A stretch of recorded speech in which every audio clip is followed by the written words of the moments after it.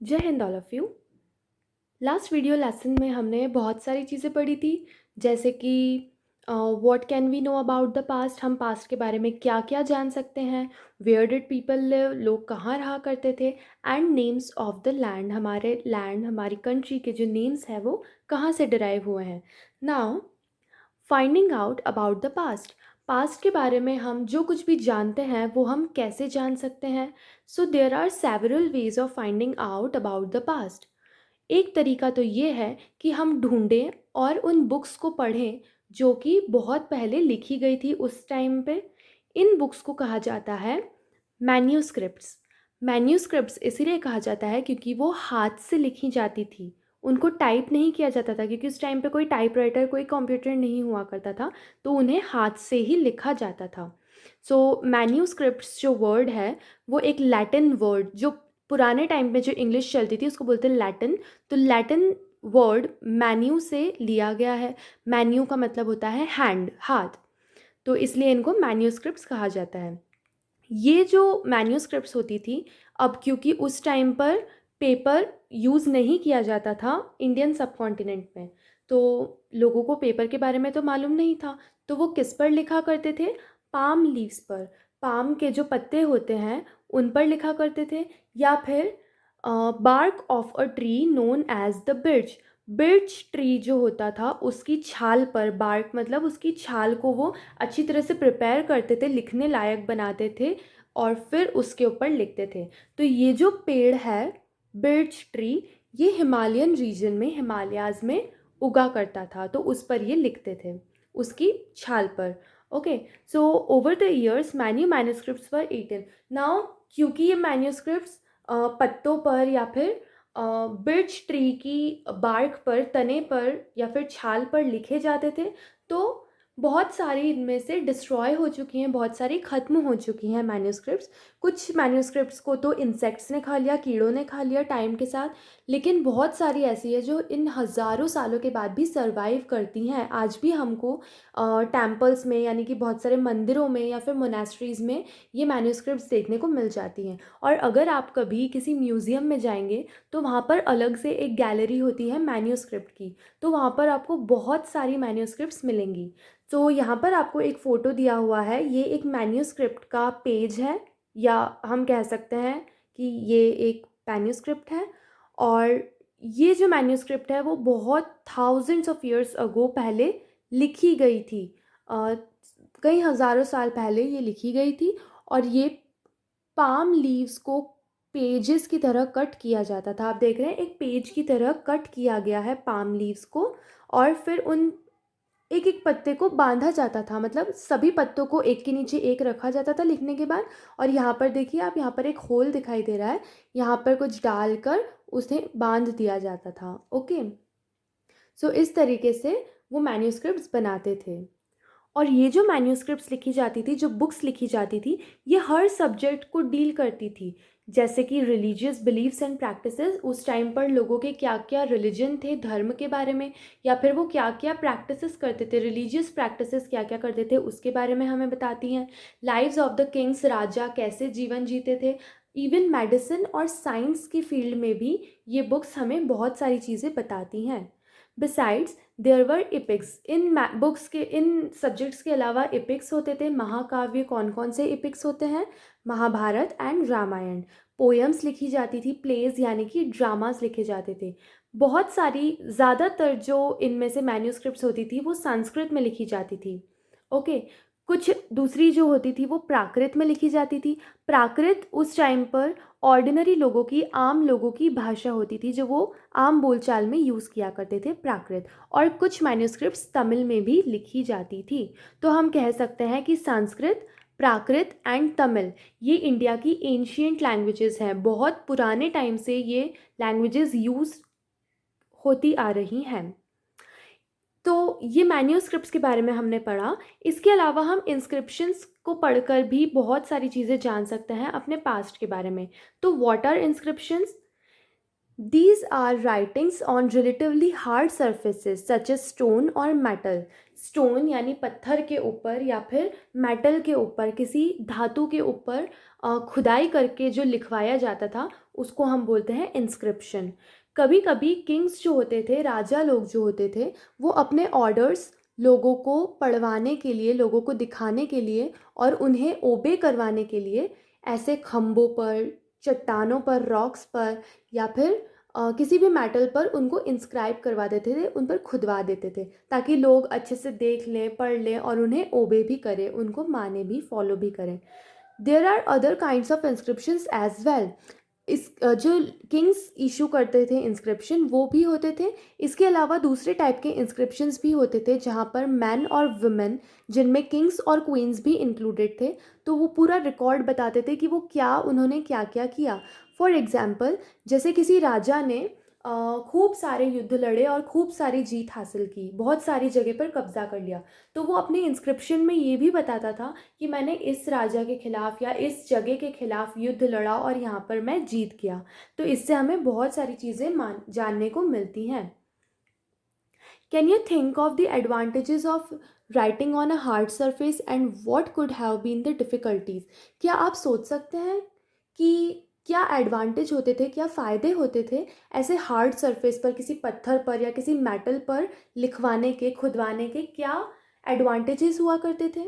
बहुत सारे एडवांटेज, जैसे कि अ, लोग जब चाहे उसे पढ़ सकते थे, क्योंकि वो पेज की तरह कभी फट नहीं सकता था, कभी गुम नहीं हो सकता था।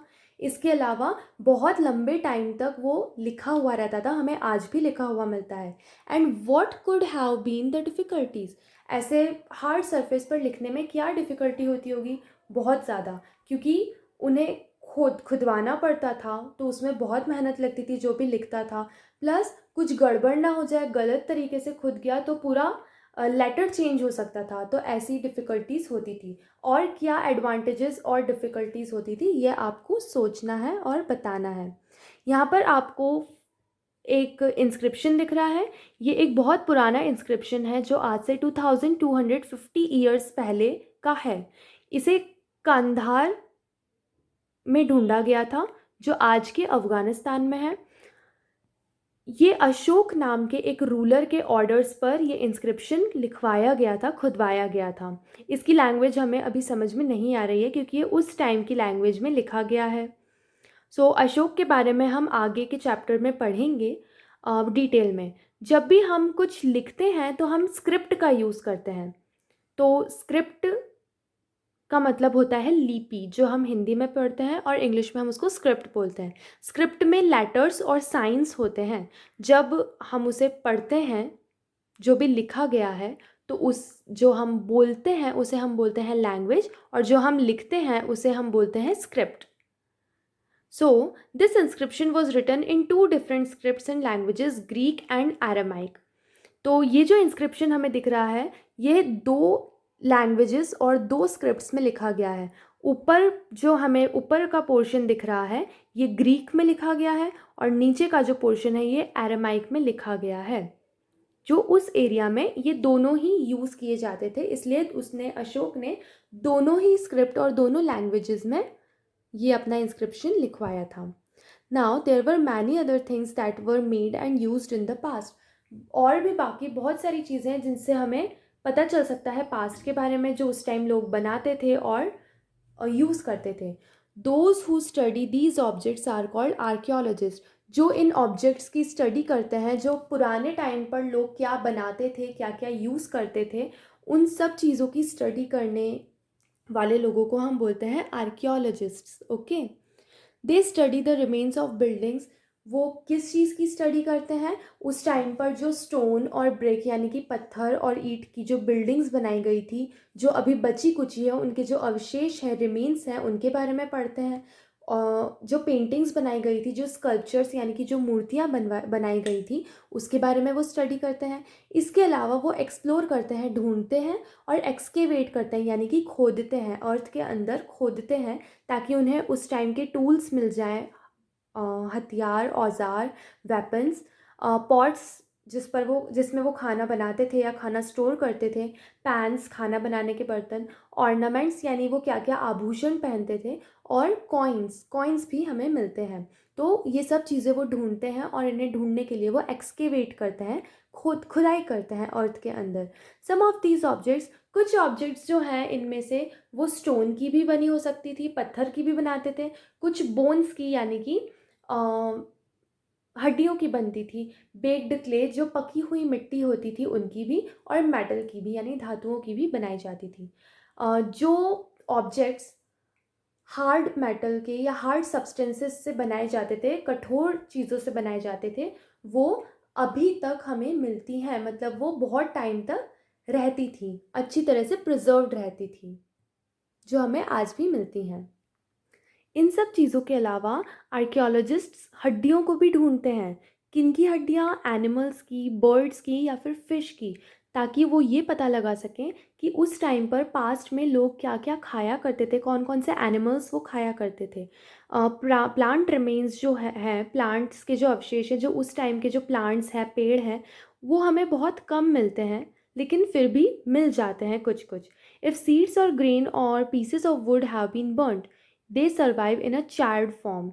अगर जैसे कि उस टाइम पर जो लोग खाना बनाते थे, तो अगर वो उसे जलाते थे यानी कि पीसेस ऑफ वुड या फिर सीड्स ऑफ ग्रेन, अनाज के जो दाने होते थे या फिर लकड़ी के टुकड़े होते थे, अगर वो जलाते थे, जलाकर उनका यूज़ करते थे आग से, तो वो आज हमें चार्ड फॉर्म के रूप में मिलते हैं, उनके भी हमें अवशेष मिलते हैं, रिमेन्स मिलते हैं। Do you think cloth is found frequently by archaeologist? क्या आपको लगता है कि कपड़ा भी आर्कियोलॉजिस्ट्स को मिलता होगा? सोचिए। Historians, that is scholars who study the past. Historians word भी आपने सुना होगा, तो हिस्टोरियंस का मतलब होता है वो स्कॉलर्स, वो विद्वान जो पास्ट के बारे में स्टडी करते हैं। ओके, तो मैन्यूस्क्रिप्ट्स में वो जो भी पढ़ते हैं, इंस्क्रिप्शंस में जो भी पढ़ते हैं, वो स्टडी करते हैं, उन्हें हम बोलते हैं हिस्टोरियंस। तो once sources are found, learning about the past becomes an adventure. Sources का मतलब होता है चीज़ें, ऐसी चीज़ें जो हमें पास्ट के बारे में बताती हैं, वो हैं सोर्सेज। तो एक बार हमें सोर्सेज के बारे में पता चल जाए, तो फिर पास्ट के बारे में जानना बहुत एडवेंचरस काम होता है, क्योंकि हम सोर्सेज से पता लगाते जाते हैं और इमेजिन करते जाते हैं कि पहले ऐसा हुआ होगा, फिर ऐसा हुआ होगा, या पहले ऐसा होता होगा। तो हिस्टोरियंस और आर्कियोलॉजिस्ट हम बोल सकते हैं कि वो एक डिटेक्टिव की तरह होते हैं। डिटेक्टिव क्या करते हैं? अलग अलग क्लू, अलग अलग सुराग ढूंढते हैं और कड़ी बनाते जाते हैं कि कैसे कैसे जोड़ते जाते हैं वो इंसिडेंट्स को, कि पहले ऐसा हुआ होगा, फिर ऐसा हुआ होगा, फिर ऐसा हुआ होगा। तो आर्कियोलॉजिस्ट भी ऐसा ही करते हैं। यहाँ पिक्चर में आपको दिखाई दे रहा है, लेफ़्ट साइड के पिक्चर में आपको एक पॉट बना हुआ दिखाई दे रहा है, एक मटका है। तो ये एक पुरानी सिटी से हमको मिला है, ओल्ड सिटी से हमें मिला है। ऐसे पॉट्स आज से 4700 ईयर्स पहले यूज़ किए जाते थे। यहाँ पर हमें एक सिल्वर कॉइन दिख रहा है। आज के टाइम के कॉइन कैसे होते हैं? राउंड होते हैं, सर्कुलर शेप के होते हैं। ये उस टाइम का कॉइन है जो 2500 ईयर्स पहले यूज़ किए जाते थे।